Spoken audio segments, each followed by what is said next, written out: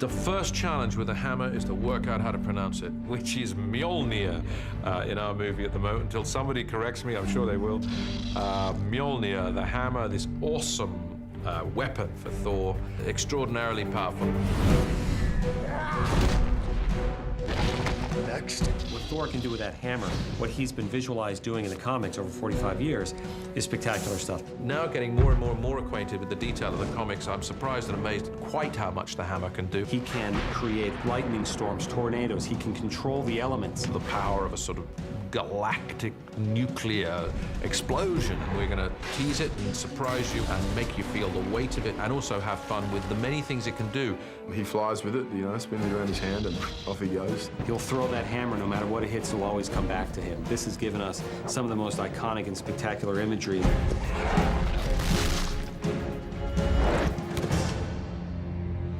The process that we go through for any of the props, and this one in particular, was very long and exciting and fun, and in that we pull our team together, and everyone knows a little something about the hammer, and it's very important to capture all that. And so this particular piece went through a process of illustration. We drew almost 200 Mjolnirs.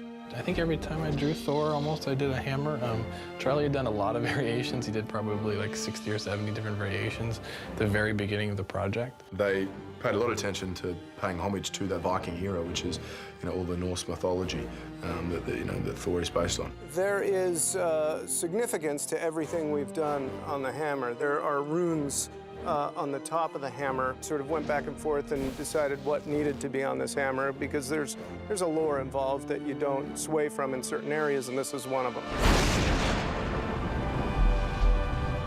Whoever wields this hammer, if he be worthy, shall possess the power of Thor. Norse mythology is definitely in there, but at the same time, it goes back to Kirby. So trying to fit those together, I think that's kind of where we started. I think that's also where Ken was like, you know, he does want to get Kirby in there and not completely lose the Norse element. Stan Lee and Jack Kirby created Thor, and the design work is just spectacular, what's coming together. Stan Lee and Jack Kirby, when they broke these worlds, they just took our world and tweaked it just a touch. I was thinking, what could we do that's different? And as far as I knew, there was no god who was a superhero taken from legend. So I thought, let's see, we could do Mars, we could do Jupiter, but somehow I thought to myself, the Norse gods, people don't know as much about them as they do about the Greek and Roman. It would be fun to do a Norse god. And Thor just sounded so dramatic. Thor with his mighty hammer. The way it's going to emanate light from within it, the way the storm is actually going to emanate from it out into the world, I think, and even the way it's going to swing above his head, you know, we're going right to those comic covers. In every sequence, we want to hit at least 2 or 3 classic Thor images.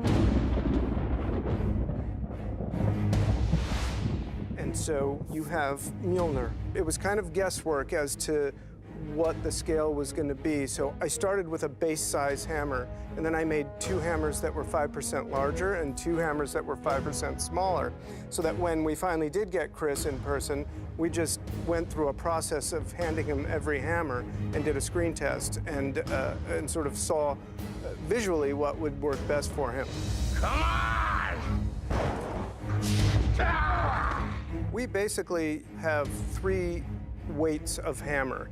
If we're doing a scene where there's a lot of dialogue and that you'll see the hammer close up, you unfortunately have to wield the heaviest hammer.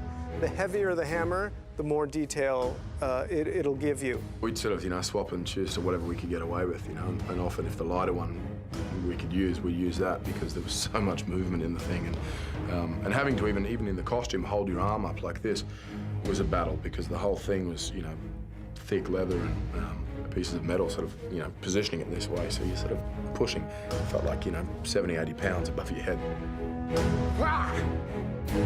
We make it so that they're interchangeable. You can see that I can unscrew this and change the heads out from a heavy to a lightweight hammer.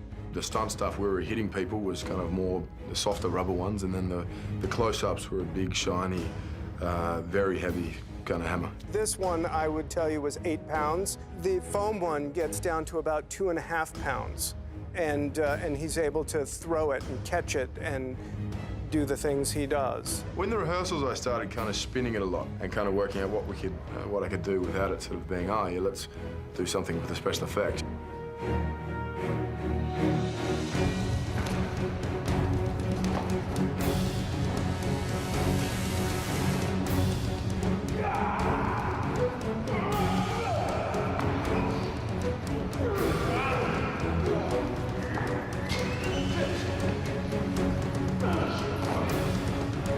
In the movie, we get to use many more things, and we get to invest his weaponry with awesome powers.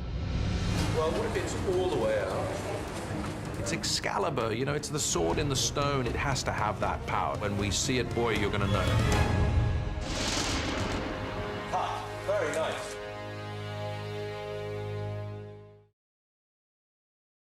Hi there, here's today's Daily Fact. When you think of Thor, it's hard to think of any face portraying the character other than superstar Chris Hemsworth. But back at the time of casting, Chris nearly lost the role to none less than his own brother Liam, who was getting call after call and was in the creators' top 5 picks. Chris was eventually scheduled for a new audition in which a sibling rivalry pushed him to do his best and ultimately obtain the world-famous role. Remember to click below to subscribe or on the side for more great content.